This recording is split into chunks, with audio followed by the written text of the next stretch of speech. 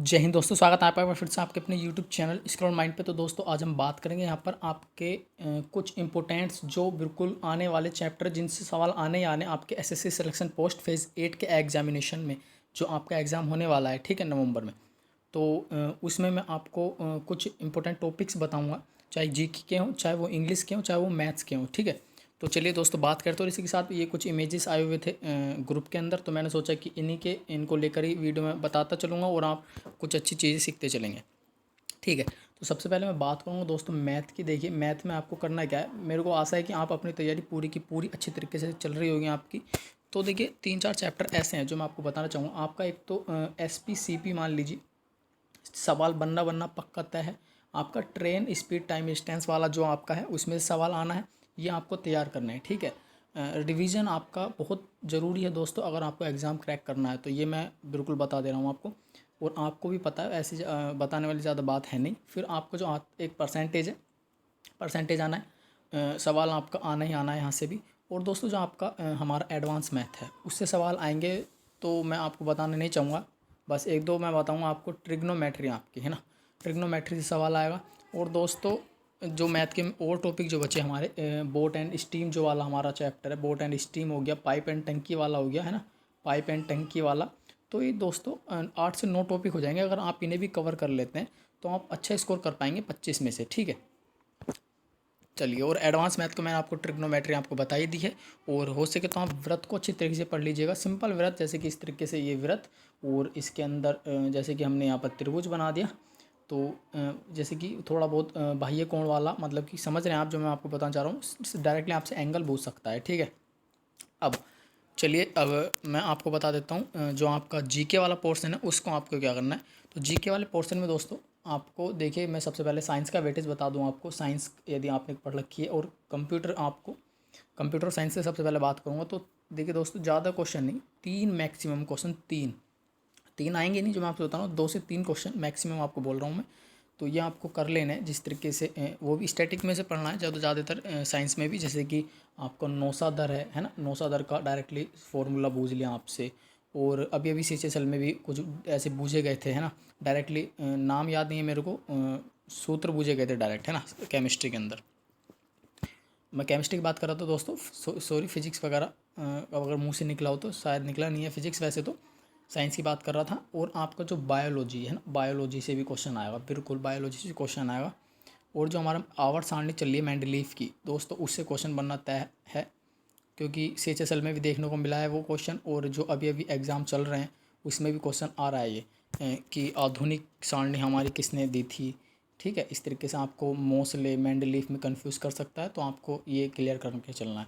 Computer से आपका जो हमारा सिंपल क्वेश्चन है, डायरेक्टली सिंपल दोस्तों, जैसे कि आपका CPU या ALU है ना, ALU मतलब कि कहने का मतलब आपसे फुल फॉर्म से क्वेश्चन आपसे पूछ सकता है।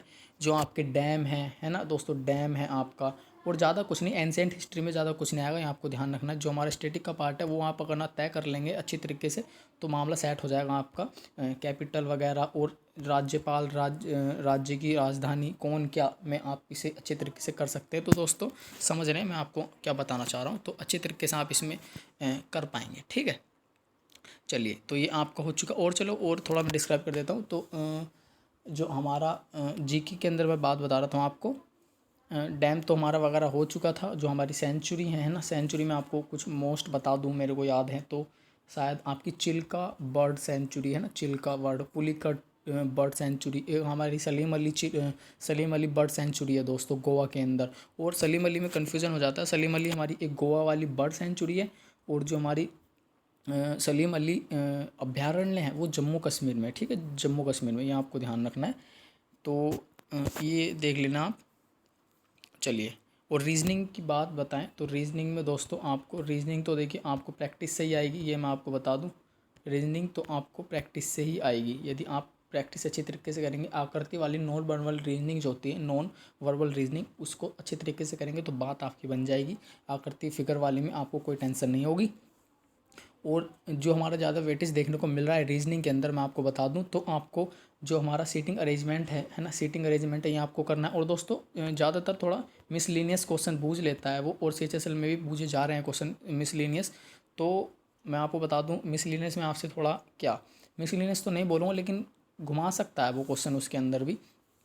तो आपको ये देख लेना है। जो मैं आपको बताना चाह रहा हूँ दोस्तों, क्या बताना चाह रहा हूँ मैं, ये आपका कि प्लस माइनस, जैसे कि आपको दो चिन्ह दे दिए और आपको एक समीकरण इक्वेशन दे देगा, बोलेगा कि कौन से चिन्ह को यहाँ पर आपस में बदलना होगा कि समीकरण संतुष्ट हो जाए। तो दोस्तों ऐसे सवाल जो होते हैं थोड़ा टाइम ले जाते हैं, है ना, टाइम ले जाते हैं बिल्कुल। तो दोस्तों ज़्यादा टाइम नहीं देना है, अगर एकदम सी बात बननी हो तो आप बना लीजिएगा, क्योंकि चार ऑप्शन आपको चेक करने पड़ते हैं, तो उसमें आपका टाइम लग जाता है, ठीक है। ये आपको ध्यान रखना है। और अब मैं बात करूँगा दोस्तों इंग्लिश की मोस्ट इंपॉर्टेंट, तो दोस्तों सुन लीजिएगा, इंग्लिश का बहुत मोस्ट बता रहा हूँ। वन वर्ड ईडियम दोस्तों, ठीक है, ईडियम। और हमारा वोकैब यानी कि एंटोनियम सिनोनियम, ठीक है, एंटोनियम सिनोनियम, एंटोनियम सिनोनियम, ये हो गया। और one word idiom vocab antonym सिनोनियम हो गया दोस्तों। और आपका जो हमारी फिक्स प्रोपोजिशन है, फिक्स प्रोपोजिशन याद करके जानी बहुत ही अच्छे तरीके से। तो फिक्स प्रोपोजिशन में जैसे मैं आपको बता दूं, बहुत बच्चे कंफ्यूज हो जाते हैं। जैसे कि आ जाएगा एंटर, है ना, एंटर के साथ इनटू द रूम कर दिया, यानी कि कुछ भी ऑप्शन करके दे देगा वो। एग्जाम्पल के तौर पर आपको ऑप्शन में देगा into the room, in the room, इस तरीके से करके द रूम, तो इस तरीके से करके दे देगा। तो हमको ध्यान रखना है, फिक्स प्रोपोजिशन होती है, एंटर के साथ हम कुछ भी प्रोपोजिशन का प्रयोग नहीं करते हैं। तो सब बच्चे क्या करेंगे, इनटू द रूम लेकर करेंगे ज़्यादातर, है ना, ज़्यादातर जिसको कंसेप्ट क्लियर नहीं होगा वो इनटू द रूम करेगा और वो गलत हो जाएगा। तो इसलिए कि एग्जाम्पल के तौर पर मैं आपको बताया, तो इस तरीके के फिक्स प्रोविज़न आपको क्लियर करके चलना है। और हमारा इंग्लिश के अंदर जो मैं आपको बता दूं, जो बिल्कुल आने वाले वाला है क्वेश्चन है, 4 से 3 क्वेश्चन जो हमारा पासेज जो होता है हमारा, है ना, स्टैंजा टाइप बोल सकते हैं उसको, वो बूझेगा। हो सकता है कि आपको पैसेज ना दे, उसमें छोटी सी 4 पंक्ति दे दे, उसके अंदर ही फिल इन द ब्लैंक कर दे, और वो ही दोस्तों आपका पासेज के अंदर काउंट होगा। CHSL में भी इसी तरीके से दिया। तो और मैं आपको क्या बता दूं दोस्तों, ये मैं लेटेस्ट आपको इसलिए बता रहा हूँ ताकि आपको पता चले कि मार्केट में क्या चल रहा है और किस तरीके से आपके क्वेश्चन आ रहे हैं, है ना। तो समझने की कोशिश कीजिएगा। और मैं आपको इंग्लिश में क्या बताना चाह रहा हूँ सुनिएगा।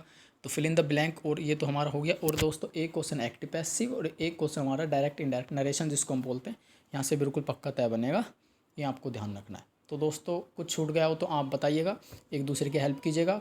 कोई भी दिक्कत हो, कुछ भी परेशानी हो, कमेंट करिएगा। कमेंट का मैं आपका इंतज़ार कर रहा हूँ। जो पहली बार चैनल पर आ रहे हैं, चैनल को सब्सक्राइब करेंगे, क्योंकि दोस्तों यहाँ पर ऑल जो हमारा सिलेक्शन पोस्ट है मेनली हमारा चैनल है, स्पेशली इसके लिए। कोई भी प्रॉब्लम हो तो प्लीज़ कमेंट करिएगा।